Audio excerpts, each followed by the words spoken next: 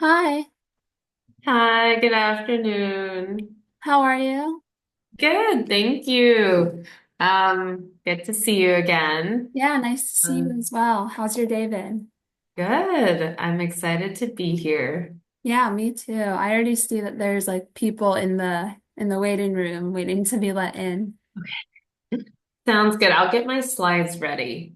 Um, are they able to see us now? Oh no, not yet. They're in the waiting room. Okay, Yeah. great. Let me just quickly figure this out. And I believe you should see my screen. Is that right? Yes, I see your Okay, screen. wonderful. Sounds good. Great. Um, I'll wait. No need to entertain me. I'm ready to go whenever you give me the go ahead, okay? Okay, great. Yeah, I think I was just gonna give like a quick introduction for you and your talk, but I wanted to confirm that I was saying your last name correctly. Is it Jiao? Yes. Okay. Awesome. Great. Yeah, in that case, I guess we can just kind of wait until more people start joining the waiting room and then let everyone in and Sounds begin. good. All right. Sounds good. Sounds like a Awesome. plan. Thank you. Yeah, thank you.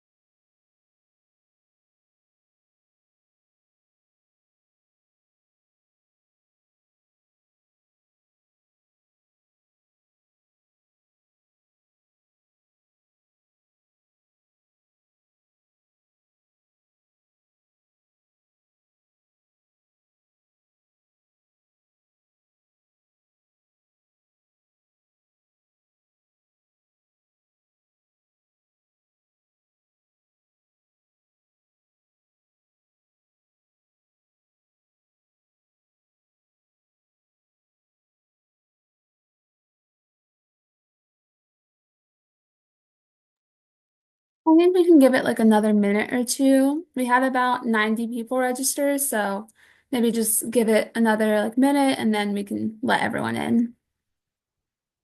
Sure, sounds good. Awesome.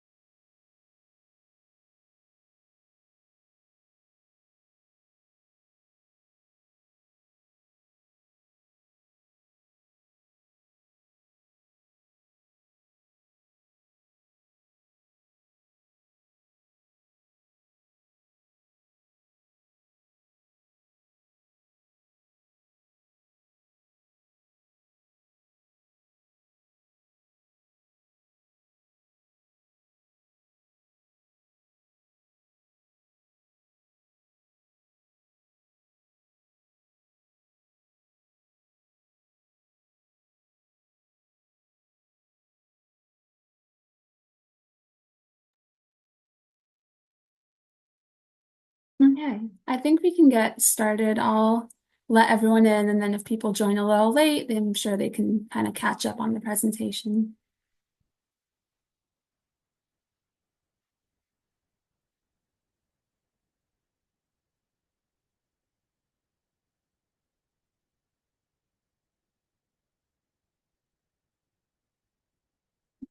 Awesome. It looks like people are starting to come in. So, hi everyone. Thank you for joining the CADASIL Consortium for this evening's webinar. Our speaker, Dr. Jocelyn Jiao, is a neurologist and palliative care specialist at Stanford Medicine. She is developing a neuropalliative care program at Stanford, and today she will introduce and discuss the role of palliative care for people and families coping with neurological illness. We'll also have time at the end for questions, and thank you again, everyone, for joining us this evening.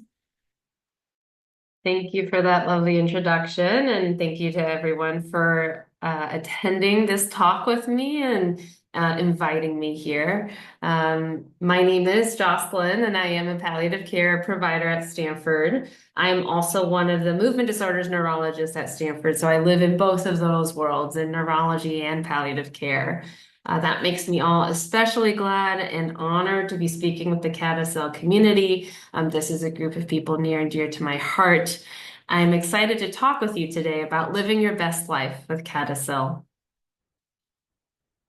When we think about living our best life, I imagine many of us think of scenes similar to the ones pictured here, being surrounded by friends and family, enjoying good food, being active, being outdoors, enjoying sports, spending time with our children or our parents.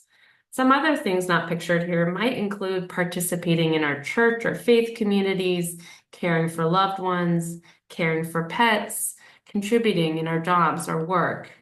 These are all things that bring joy and meaning to our lives. As a doctor, I see that, unfortunately, for some people, illness can get in the way of us living our best lives. Illness can create challenges that make it difficult for us to access joy, meaning, or purpose. Those challenges can be physical, they can also be psychological and emotional, practical, financial, even existential and spiritual. I'm here to talk about how we can recapture some of that quality of life, that joy, connection, and meaning, even while living with a difficult illness.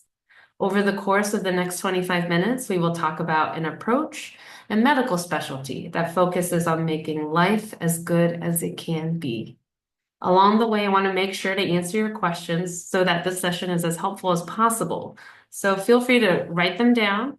And as my introduction mentioned, we will have some time at the end of this talk to answer your questions, and we will be joined, I'm very excited to say, by one of my colleagues in neuropalliative care at UCSF. So we will definitely have questions and a few minutes for questions at the end of the session. Today, we will cover the following topics. What is palliative care? How is palliative care different from other parts of medicine? When and how can someone benefit from palliative care? How does palliative care help people live their best life? And the difference between palliative care and hospice. Let's start with what is palliative care? I would like you all to think about what comes to mind for you when you hear the term palliative care. Go ahead and think about it. Don't be shy. I know there are a lot of things that likely come up for people. I hear all sorts of things. Some people mention comfort. Some people mention to me thinking about end of life. Some people mention to me extra support. And those are all really great thoughts and components of what makes up palliative care. So I would like to just first start off by talking about what makes palliative care different from other medical teams. Firstly, in palliative care, we start with a perspective where we center our attention upon the person beyond the disease. We emphasize the individuality of every person we work with. This is our focus. How do we do that? Palliative care takes a holistic approach to someone's care. We think of the person and those close to them as the center of the care. That includes family, caregivers, guardians. They are all part of that central unit. We also acknowledge that when someone is living with a serious illness or any illness that places significant burden on them, that there's more than just the physical symptoms. There's more than just the body that can suffer. We know that the body, mind, spirit, and practical aspects of life can all be affected by illness. Unlike a cardiologist who focuses on the heart, or your neurologist who focuses on the brain, we don't just focus on a single organ or illness. We focus on the person and all the aspects of life that are affected. To make sure we address all the components of life that can be affected by a serious illness, we work together as a team. In fact, often you may meet one or more of these team members during our visits. The doctors and nurses focus on managing bothersome symptoms and prescribing medications. We also help patients and families with medical decisions and advanced healthcare planning. We can also help coordinate with the other doctors on your care team. Social workers can provide emotional support through regular phone calls, video visits, or check-ins. Social workers can also provide caregiver support to your loved ones, help you access medical equipment, talk through financial concerns, and look for assistance if possible. Chaplains provide spiritual support. They can offer prayers and blessings. They can help people face their existential questions, such as, why is this happening to me? Or how do I find meaning now that my life looks so different than I thought it would? Chaplains can be incredibly effective at holding space for those big existential questions, regardless of a person's spiritual or religious background. So far, we focused on how palliative care is different from other specialties, and I want to go ahead and provide a commonly accepted definition to dig in a little deeper. I'll start by reading the definition, and then we can break down each component. Palliative care is specialized healthcare for people living with a serious illness. This type of care is focused on providing relief from the symptoms and stress of the illness. The goal is to improve quality of life for both the patient and the family. Palliative care is provided by a specially trained team. Palliative care specialists work together with a patient's other doctors to provide an extra and essential layer of support. Palliative care is based on the needs of the patient, not on the prognosis. It is appropriate at any age and at any point in a serious illness, and can be delivered alongside curative treatment. One of the first components of that definition I just read is the idea that palliative care is for people living with a serious illness. First off, I would say that any illness that has a reasonable possibility of being life-limiting over a course of several years would be appropriate for palliative care.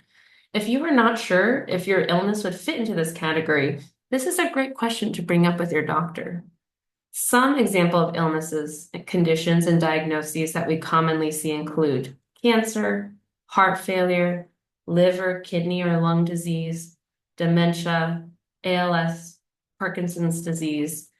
And I would add that there are many other diagnoses not listed here, and there are cases where the particular diagnosis is less important, but the person's care needs help us recognize that we could help with their care.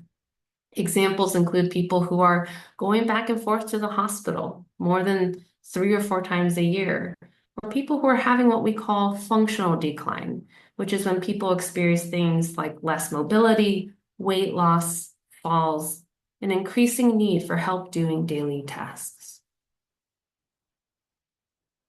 In terms of the services we provide, one of the main things we can help with is managing any symptoms that are keeping your life from being as good as it can be. Some of the most common symptoms we work with include physical symptoms like pain, difficulty breathing, difficulty swallowing, irregular bowel habits, muscle spasms, increased saliva, as well as other psychological symptoms such as irritability, anxiety, depression, and larger, harder to define problems such as coping with illness, fatigue, loss of appetite. And we are also here to help caregivers and family members who may be experiencing their own distress. So how do we relieve symptoms? As I mentioned before, we take a holistic or whole person approach, and that also applies to managing symptoms. Let's use sleep as an example. Let's say I'm seeing someone in my clinic and they're telling me their sleep is getting worse. There are so many things that can fragment our sleep. It might just be that someone's getting up a lot to use the bathroom, but it might be also related to that person spending a lot of time lying in bed, awake, worrying about their recent weight loss. Their sleep might be not as good as a side effect of their antidepressant. It might be because their back pain is keeping them from finding a comfortable position.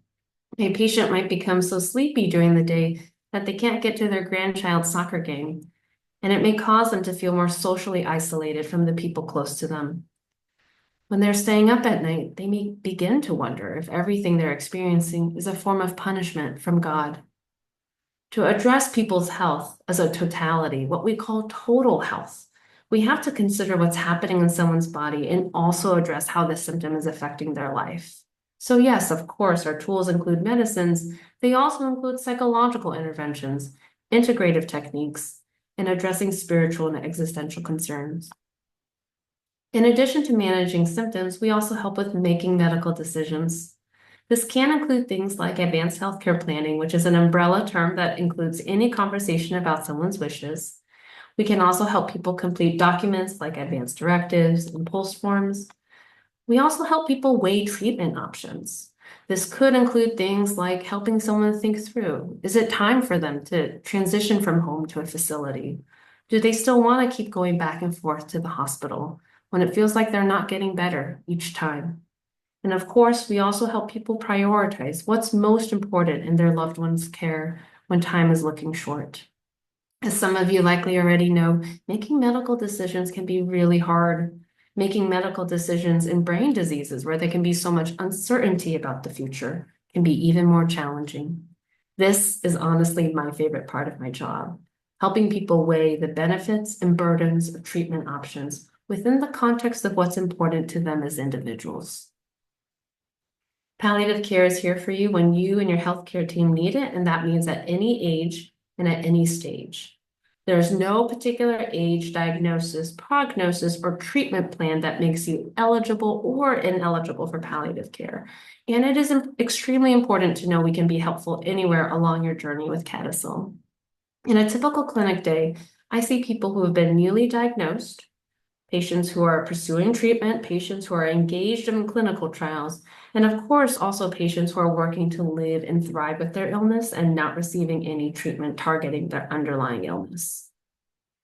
Across many studies of patients from many different diagnoses, palliative care has demonstrated consistent benefits for patients and families, including improved quality of life, symptom control and spiritual well-being, improved psychological symptoms, improved satisfaction with care. And people tend to have fewer hospitalizations, spend fewer days in the hospital, and there's less burden on caregivers. Many people wonder, when should I ask for a referral to see a palliative care team? I would say if you are living with a serious illness, palliative care could be right for you. It can especially be helpful if you're having difficulty with symptoms, difficulty with decisions, or difficulty coping. Our team is particularly useful if you feel that multiple aspects of life are becoming difficult and your illness is affecting your body, your mind, and spirit. Talking to your doctor about whether a palliative care referral or visit could be right for you can be a good place to start. Here are just some things that you could say. I wonder if palliative care would be a good extra layer of support for me or my loved one. Would you be willing to refer me to palliative care? I'd like to get some additional support for whatever symptom it might be. And I'm wondering if a palliative care consult might be helpful. I went to a talk by a palliative care doctor. Do you think seeing a palliative care team could be helpful for me? Many people wonder, is palliative care expensive and who pays for it? Palliative care is covered by insurance like any other medical specialist you see. For example, your cardiologist or your neurologist. Access to palliative care has been improving, And there are many state laws that are helping increase access to palliative care by requiring that people who are covered by public health insurance have some way of accessing palliative care from some diagnoses. For my own coverage of palliative care, I went to my insurance portal and searched for providers using the terms palliative care, palliative medicine, or hospice and palliative medicine, and this provided the correct providers for this field. How can you access palliative care? The first step is to ask for a referral from a primary care provider, from a primary specialist like your neurologist, or an inpatient medical team or emergency room. I want to address a very common question that many people ask me when they first meet me in clinic. First and foremost, palliative care and hospice are not synonymous, although I will advise you that many people, including many well-meaning and well-educated healthcare providers, will conflate and confuse these terms. So I'm glad you all are here to help get this correct. As we have discussed, palliative care is a large and broad field focused on symptom management and helping make sure the care plan focuses on what matters most to patients. Again, we are here for patients of any age, at any stage, and can be involved in addition to curative treatment. Hospice is a part of that type of care that palliative care providers are trained in, and it is only a small part of what we provide as a field.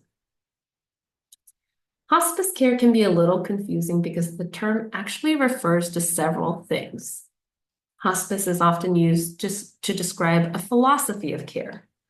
Hospice is also a health insurance benefit that is included in all insurances. Hospice is a set of services that can be provided in any setting, a home, a facility, or a hospital. As a philosophy of care, hospice focuses on supporting patients for whom comfort and quality of life is the highest priority.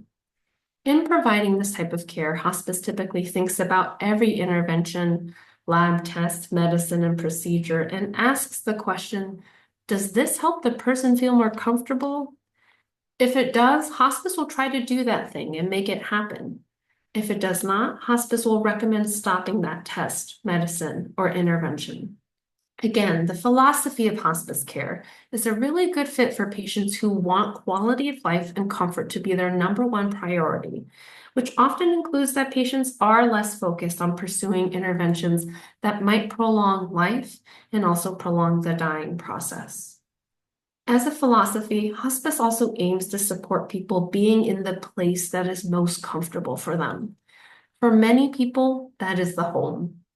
So hospice does everything they can to make people as comfortable as possible while keeping them in the home. And typically, they work to avoid going to the hospital. For some people, being in the home is not what is desired, and hospice services can be provided in nursing homes and even some specialized hospice facilities or houses. As an insurance benefit, hospice services are covered under every insurance plan. There are regulations and guidelines that hospices must follow. Medicare provides the guideline that patients should have a 6-month or less estimated prognosis to be eligible to receive hospice benefits. The philosophy of hospice is to provide comfort-focused care. Therefore, hospice may or may not pay for certain treatments that do not provide more comfort. Although there is more and more variability in what certain hospice agencies will cover and allow under their care. Talking with hospice agencies about individual cases is always helpful, as unique situations happen frequently and everyone's circumstances are different. Hospice through the insurance benefit is typically delivered through a hospice provider like Mission Hospice, Pathways, or VITAS. This is a busy slide, so I will highlight a few important pieces, and I'm also happy to take any questions about details surrounding hospice. Hospices are composed of an interdisciplinary team, similar to a palliative care team, that typically includes doctor, nurse case manager, social worker, chaplain, volunteer, and home health aide. Hospice provides you access to a 24-hour home line, that is a phone line that is staffed by a nurse. This nurse can help give advice about how to manage symptoms with the medications you have at home, And if your needs are more than what could be done over the phone, hospices have the ability to send a nurse out to see patients when needed, often that very same day. Hospice also takes responsibility for prescribing all medications needed for symptom relief. They often work closely with pharmacies that deliver and can have a quick turnaround to getting medications to your door. They also help prescribe and provide medical equipment, including things like a hospital bed, bedside commode, or a wheelchair. As we start to wrap up, let's talk a little bit about local resources. We are very lucky in the Bay Area to have a lot of great palliative care programs. And certainly I know people are joining from elsewhere besides the Bay Area. This is just a map of some palliative care programs around, and it's not comprehensive, but I put it up to show that there can be coverage local to you in both and across private and public and safety net systems. The best way to find a palliative care program near you, regardless of your zip code, regardless of whether you live in the Bay Area, is to go to getpalliativecare.org and search your zip code. There are many online resources out there that can provide you more information about palliative care and its approach. This is just a short list. And again, to find someone near you who might be able to serve your needs, that last link, getpalliativecare.org, allows you to search your zip code. As a take-home message from today, I hope that you will remember that if you feel you're on a difficult road, palliative care is here to partner with you and your neurologist to help improve quality of life and navigate difficult decisions. Thank you so much for your kind attention, and I'm happy to take questions in the remaining time that we have. Thank you. Thank you, Dr. Jiao. And it looks like Dr. Ajapong has also joined. If you wanted to introduce him, and then maybe we could do questions for both of you or garnered at each of you. Welcome, Kwame. It's great to see you. I'm happy to have you introduce yourself. Great timing, by the way. Great to see you, Jocelyn. Thanks, Aman. Hi, everyone. My name is Dr. Ajapong. A lot of people that know me as Dr. A. I'm one of the palliative care doctors here at UCSF, the University of California, San Francisco. I'll share briefly about myself before opening up for questions. Similar to Dr. Jiao, I'm trained as a palliative care doctor, and I'm trained as a neurologist. And so here at UCSF, I have two different hats that I wear.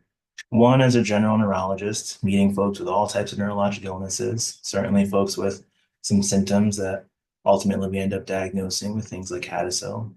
I'm also trained as a palliative care doctor, where I work in our UCSF outpatient palliative care service, specifically providing palliative care, exactly like Dr. Jiao mentioned, to people and their families that are experiencing serious neurologic illnesses.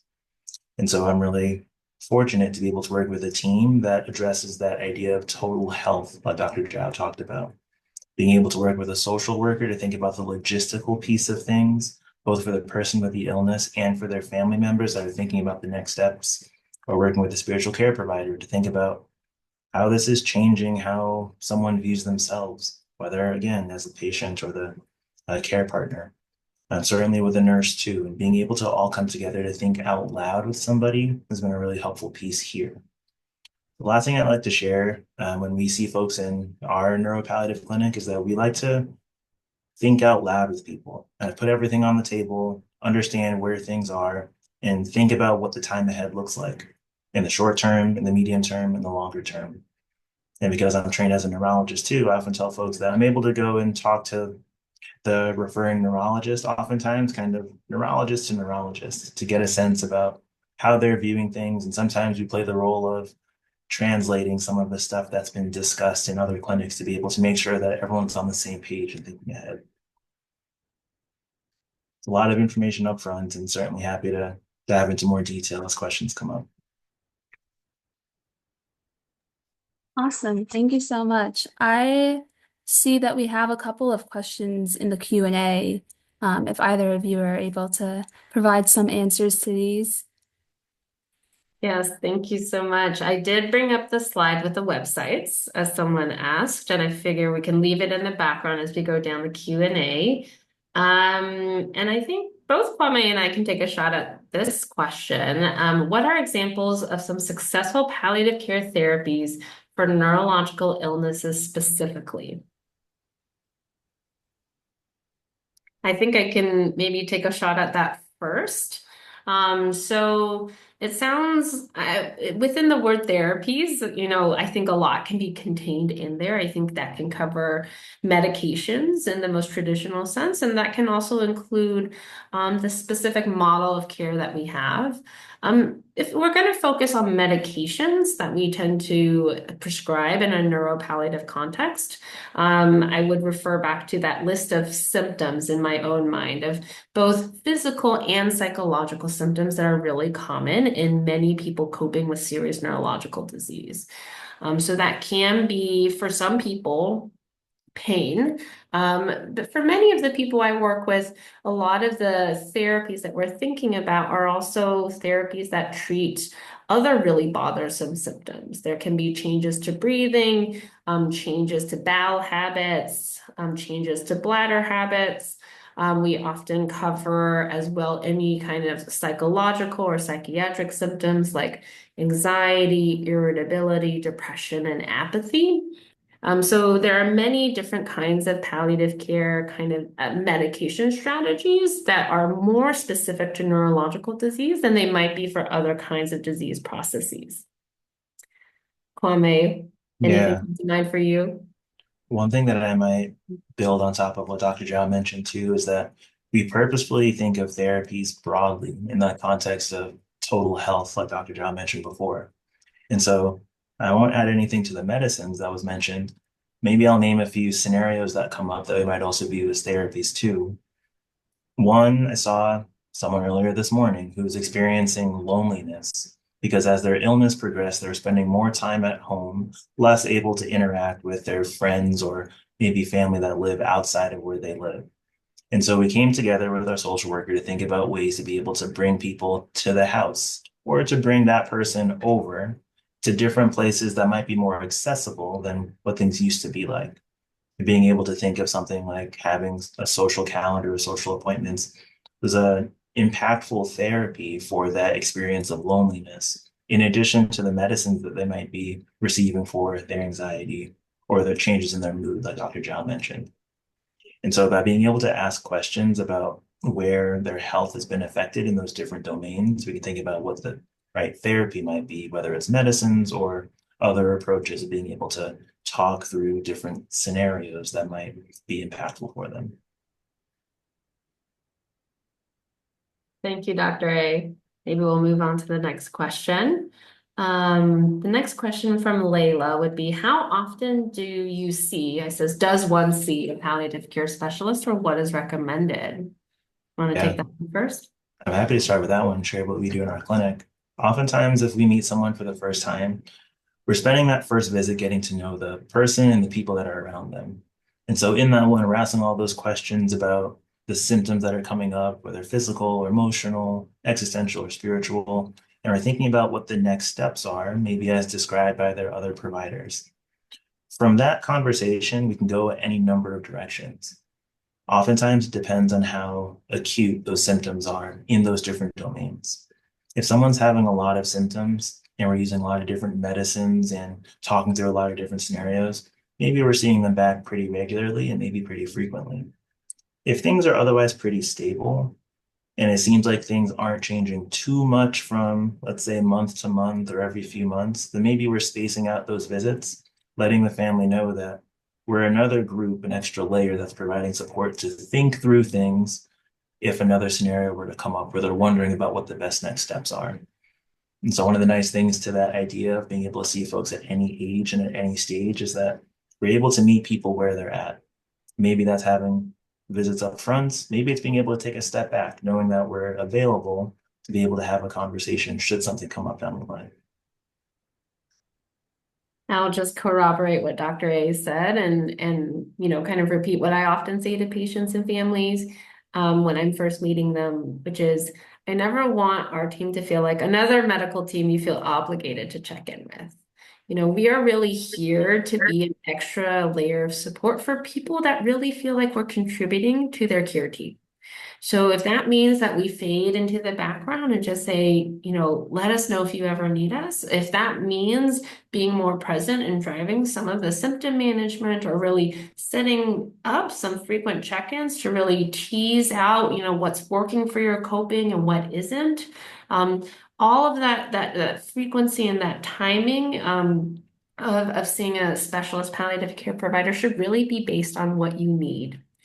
So that's just to corroborate everything that Dr. A said.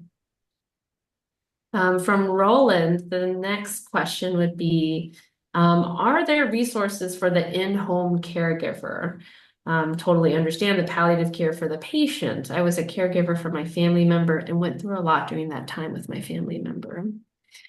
I will just go ahead and say that for, almost especially in serious neurological disease, I think so much of my work, so much of what I'm there for is to support the care partner.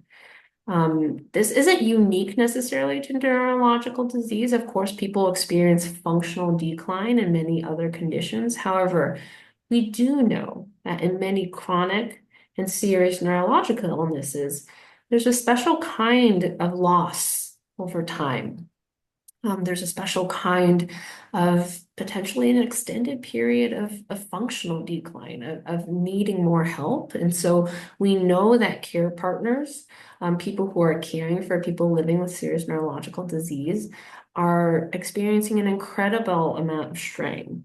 So much of what I think the palliative care, the neuropalliative care intervention is targeting care partners, checking in with them, making sure that if they are open to any kind of support, whether it's through support groups, checking in with our palliative social worker, being connected to a peer, another care partner in the community who's open to being contacted, whether it's a mental health professional that can really provide those regular check-ins, whatever it might be to provide emotional support to their caregiver. I think that's a huge priority in my neuropalliative clinic.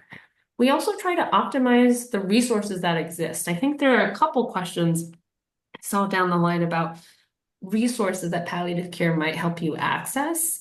I will say that a large focus of these, caregiver support discussions is thinking about what are the respite opportunities out there? Are they available through your insurance company? Are they available through nonprofit organizations? And we try to think creatively and stay updated about even the small little grant opportunities that can offer caregivers a little bit of relief so that they can take a weekend away to get a surgery. They can take a weekend away to spend time with their friends. I think all of that is so integral. Anything else you would add, Kwame? Wholeheartedly agree. I had a mentor in training who shared that maybe the best support for someone with a serious neurologic illness is a well-supported care partner. And being able to think broadly about what that looks like and getting to understand what the experience is like for the care partner at the top of the list of the things that we do in that opening visit to be able to check in to see what supports might look like.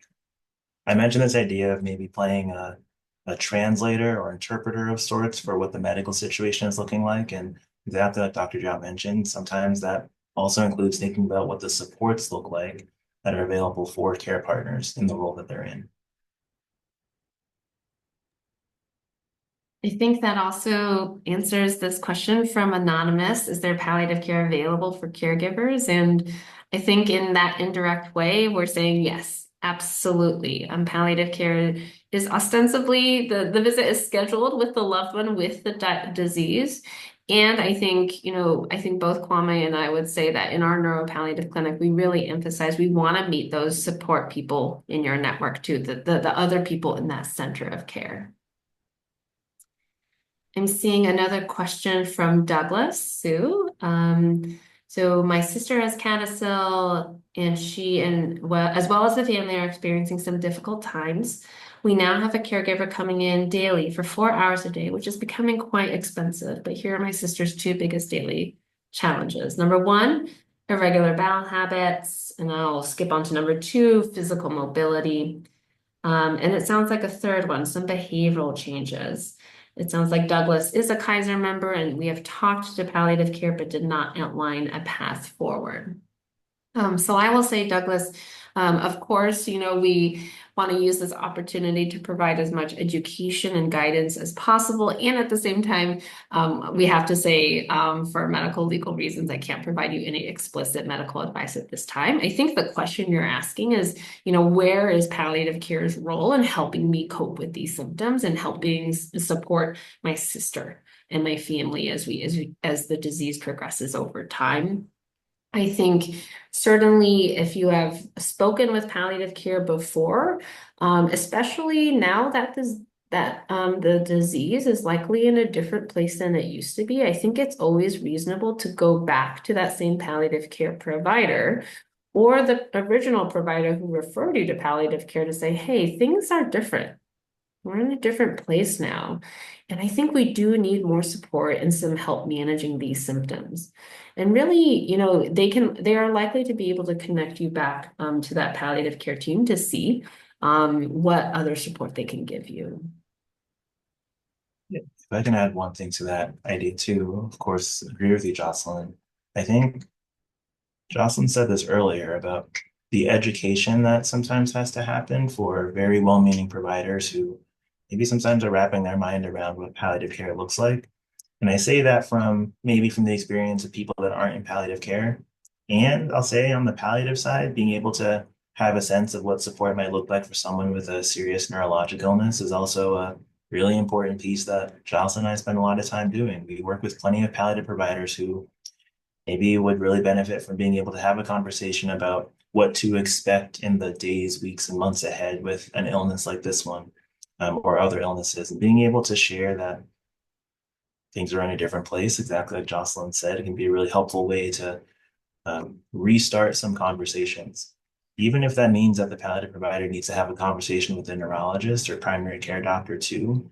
Sometimes that's our role, being able to bring all the providers under one roof, so to speak, to be able to talk through things, talk through what they expect, talk through what they're thinking about, and to be able to communicate that with the family too. Definitely. I always tell my, patients if I'm not setting necessarily a follow-up with them to say, please don't ever be shy in reaching back out. We know that, people's needs fluctuate over time. And sometimes an introduction several years in advance is just an introduction so you know who to reach out to in the future. So even if there wasn't necessarily, a scheduled visit set, I think advocating for your loved one, advocating for your family member to let your team know, hey, we do need more support now, I think is always incredibly reasonable. Another question from Layla, is palliative care also recommended for autoimmune diseases? Can the stress management aspect help with treating these? I can get started. Um, I have a short answer and a slightly longer answer. Short answer, I think Jocelyn mentioned this before, is that maybe we're biased. We think palliative care would be beneficial for anybody. What often ends up happening is that oftentimes people will get referred to palliative care when there's a serious illness that's being named, and there can be a whole lot of different serious illnesses, both within neurology and outside neurology, including in that realm of autoimmune conditions, especially the neurological ones. And so, yes, we do certainly see a few folks that have various neurologic autoimmune conditions in our neuropalliative clinic, and we have a very similar conversation of understanding what the total health is looking like and where things are impacted. And we're thinking out loud about what those supports might look like in the same idea, weeks, months, sometimes years ahead. And so, short answer is yes, we do see folks that have autoimmune illnesses. Maybe the slightly longer answer is the goal of those conversations is to be able to think about what resources would be able to help that person in the long run too. I'm going to go to Carla's question and then maybe we can get to Douglas's two comments and maybe answer his comments. Carla's question is yoga and massage therapy have been a huge benefit for my spiritual, emotional, and physical well-being living with CADASIL. However, I pay out of pocket for these services as well as for therapy. Is there any way palliative care would cover these insurance services via insurance? So I have to say that all the time, I wish that more holistic integrative, multidisciplinary ways of looking at total health, a holistic way of approaching health, we're more available to more people. I think there are a lot of barriers that can exist in our current healthcare system. And one of the major ones right now is what insurance does and does not pay for. Having access to palliative care would not necessarily change your access to these services. However, I will say that indirectly, if you have a palliative care team who knows you and knows what particular kinds of services are beneficial for you, if they can get you connected to any kinds of grant opportunities that are often funded by nonprofit organizations, there might be an indirect way that palliative care can help make an impact here. Certainly also in neuropalliative clinics, we all always collect and build professional networks of other kinds of allied healthcare professionals who really care about the people that we care about. So within, my own practice, I know I work with certain local psychologists, and massage therapists and acupuncturists, who are passionate about seeing people with neurological disease. It may not necessarily mean that their payment system is different, but I can at least connect people to practitioners who are really passionate in serving this patient population. I want to combine Douglas's two comments. We're not sure what to do as her CADASIL progresses. Also, all she wants to do is sleep. If we don't get her out of bed, she would literally lay in bed all day. Also, it sounds like it can cost upward of $12,000 to $15,000 for monthly care. At that cost, we would not be able to keep her in a facility for very long. What happens when you have used all your funds? This is a very, very tricky question. I think that Kwame and I encounter quite frequently. Kind of circles back to what I was saying before. We are operating, I think, in an imperfect system. I think we can transparently call a spade a spade. Certainly, the financial toxicity of our healthcare system is a huge source of distress and a huge topic within our neuropalliative clinic. Often I will talk very closely and collaborate closely with families and the palliative social worker to determine realistically what is the best path forward in the context of what the resources are. Kwame, anything from you that you would add to that? I just want to highlight the complexity of the question, and yet it's such an important one that comes up for so many people. I think Jocelyn and I are biased, but it speaks to the benefit of having an interdisciplinary team. Excuse me. Being able to work with a social worker and a doctor, nurse, being able to come together with family to be able to think out loud about what the current situation is looking like. Same idea, it's different than it was before. What options are available? Even if the options are not ideal because of the imperfect healthcare system that I will confirm Jocelyn's comment that we are navigating. Being able to talk out loud about what things look like now and what options might be available. I'll share one example of maybe it's a conversation about other supports that might be available, whether it's through friends and neighbors, or whether it's through being able to identify the type of insurance that somebody has. And if there's any way of being able to get people onto an insurance plan that might be able to provide some services, not always feasible. And it's still a really hard conversation because the reality is that we're still navigating in a healthcare system that doesn't necessarily have the supports in place for everybody the way that we would want them to be. But being able to think out loud together about where things are now when the finances are running short is definitely one of those buckets that would be impacting someone's total health. And merits a conversation up front if we can, being able to look ahead to see the timing that we're working with and what things might look like after that. Thank you for that complex and really important question, Douglas. From Cray, I'm going to combine the two comments. Cray is in the UK, by myself alone, and it sounds like because CADASIL is so rare in the UK, nobody believes anything about CADASIL in me. I've been struggling since I got diagnosed with CADASIL in 2013 because I'm only 48 years old. Social workers everywhere say I'm too young to be suffering from dementia, despite having numerous strokes. I struggle with my vision, having triple vision, and have kaleidoscope vision 2 to 3 times a day where I end up unconscious. And when I come around, I don't know where I am, can't remember anything. Memory loss is consistently getting worse.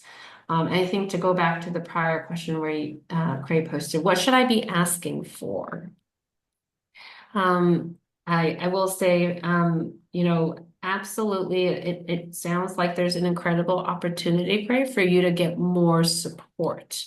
Whether that comes first in an evaluation by your primary care team, your GP team, to get you connected to more resources. Since especially healthcare resources are so unique to different countries and the different contexts we live in. I think your local providers, your local GP team would have the best knowledge base about what might be available to you. It sounds like certainly you've named a few things that you're really experiencing, which is, feeling not heard, feeling dismissed, feeling alone in these really difficult symptoms and this really challenging and confusing diagnosis. And I think there's a lot of opportunity for you to get more emotional support, coping support, as well as symptom support. And whether that journey starts at the GP and ends in a palliative care provider's office, I certainly hope that you get connected soon. I'm wishing you the best and a lot of strength in that journey. Moving on. So this is a question for Dr. A. I live in SF. I'm interested in bringing my mother to the neuropalliative clinic at UCSF. How can I get more information? She already sees a neurologist at UCSF, so it would be nice to combine the two if possible. Similar to what Jocelyn mentioned earlier, talk to your neurologist about it. And you can say, hey, I did meet someone that said that they're a neuropalliative doc at UCSF and thought this could be a good idea. What do you think?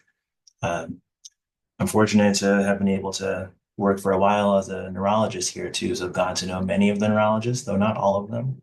And so being able to mention, hey, actually, we have heard about a palliative care clinic at UCSF that also sees neurologic illnesses. Though I'm a neurologist that also sees patients in palliative care, I work with a team of 9 or 10 different physicians who also provide palliative care to folks with neurologic illnesses. And so we're fortunate at UCSF, similar to Stanford, to be able to see folks that are navigating serious neurologic illnesses across the board. And so it's a long way of saying, yeah, I like the idea of being able to place a referral and see what the neurologist thinks. One thing I'll say too is I often tell the neurologist that I'm working with them. It's a collaborative effort, kind of another member of the team or another layer of support, as was mentioned before. And so I try to present as a united front, and I tell people up front that I'm going to continue to work with their neurologist, and we're going to keep the communication lines open. And then neurologist to neurologist get to think through who's going to be covering what different pieces.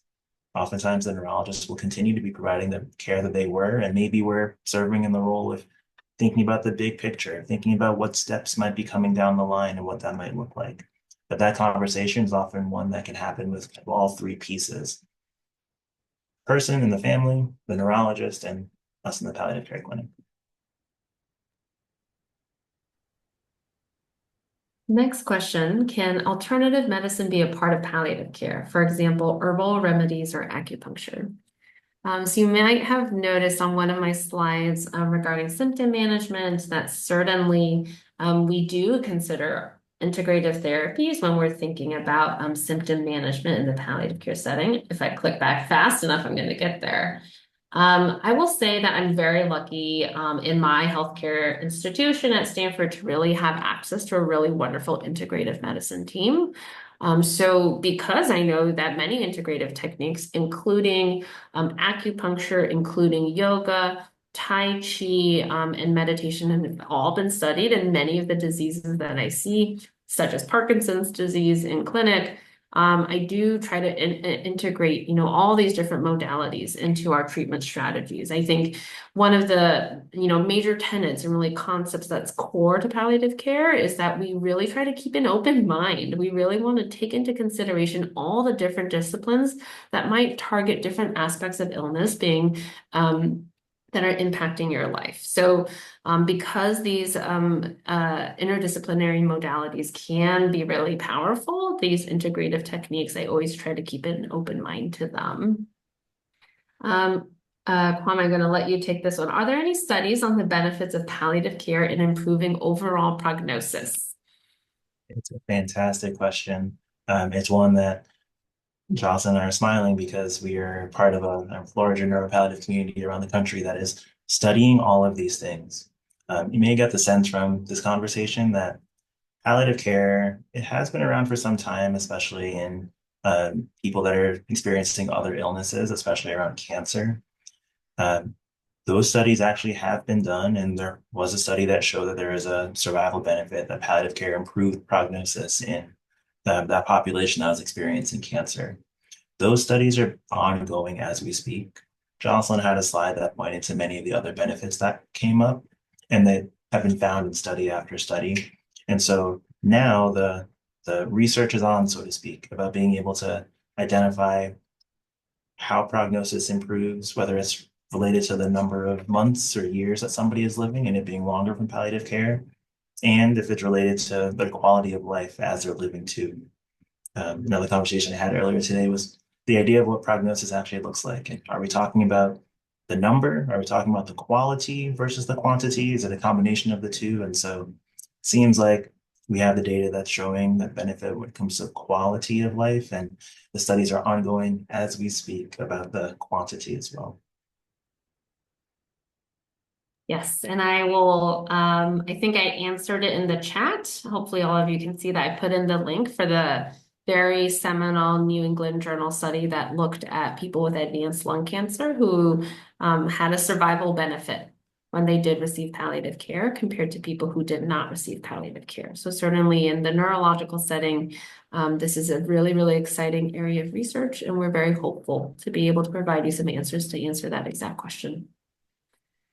From June, can a doctor prescribe or recommend palliative care for a CADASIL patient if they are without a family member to function as a caregiver? I can definitely take this one. So always at the center of the care is the person living with the condition in my mind, and their care partner and caregiver or guardian or whomever is there to support them. So certainly, I definitely see some patients who do not have a care partner, and sometimes that's often the biggest source of discussion. Who's really here to walk with you in this long and uncertain path, and who are the people who could be there for you, right? I'm trying to develop those social connections, that protection, to really help with coping, to make sure that you feel connected to others. That's often a huge source of conversation topic during our palliative care visits. I just want to be mindful of the time. We have 5 more minutes, so I think we can just take this last question from Douglas that asks about assisted suicide. In California, there seem to be no options. Is that true? And if we take her to Oregon, is this possible? So I can say, as a practitioner who's practiced in both states, the term that you might be thinking about is medical aid in dying. And so if you wanted to look into more end-of-life resources, I would search medical aid in dying, which is the legal form of assisted suicide currently in the United States. I know there are many people joining from across the United States, so I want to say that this is an extremely state-specific law. There are many different variations of the laws depending on the state. And certainly, the idea of end of life, how to make sure that we're prioritizing what's most important, especially as time is growing shorter, I think is a really, really important conversation for you to have with a provider. So hopefully, if you are able to connect with a primary care provider or a palliative care provider, this is a really, I think, fruitful area of discussion. There's a lot of, I think, legal nuances that we have to consider when it comes to medical aid in dying in serious neurological diseases. And I just want you to know that any palliative care provider would be really glad to discuss this with you.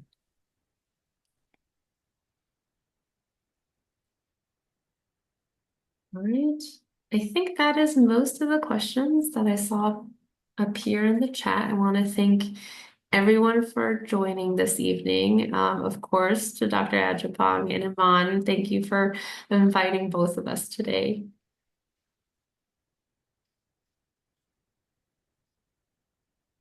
Awesome. Yeah, and thank you both for taking the time to speak with us today and present this wonderful talk. And we really appreciate it on behalf of the consortium. This recording will also be posted to our website for anyone who would like to share it with their family and friends.